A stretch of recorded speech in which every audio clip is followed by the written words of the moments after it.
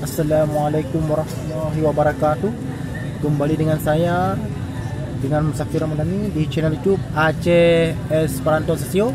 Sebelum itu mohon like dan subscribe dan share channel ini, dikarenakan channel ini untuk saya sebarkan ke 5 benua tentang keindahan alam Aceh, budaya Aceh, bahasa yang ada di dunia, dan persata Aceh.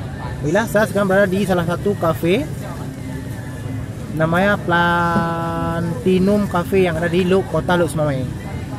Baiklah rekan-rekan semua guys, inilah lokasi di mana di kota Lok Semamai ini yang sedang dilanda COVID-19, tapi pemerintah di sini mewajibkan semua orang wajib menggunakan masker guys. Masker dikarenakan apabila nongkrong di warung kopi atau ngopi tidak menggunakan masker maka akan kena hukum guys. Jadi yang pertama adalah ini suatu wacana sangat bagus.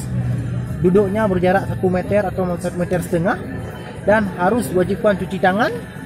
Karena ini ada pamfletnya wajib cuci tangan guys.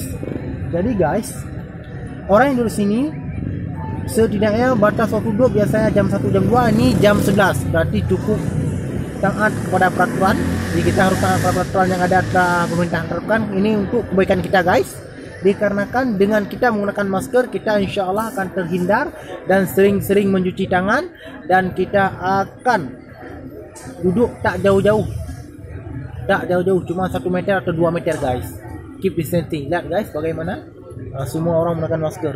Tadi saya ketika datang kemari disuruh pulang dikarenakan tak bawa masker. Langsung saya jawab ada masker ini.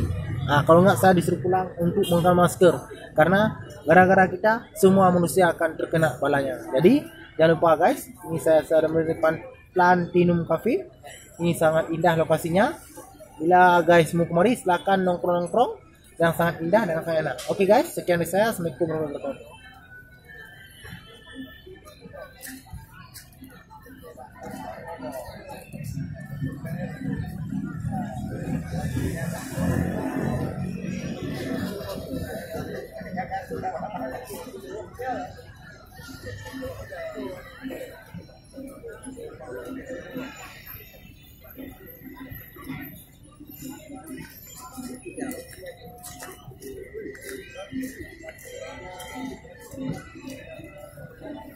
Nggak boleh jauh deh. Tapi bisa diandalkan.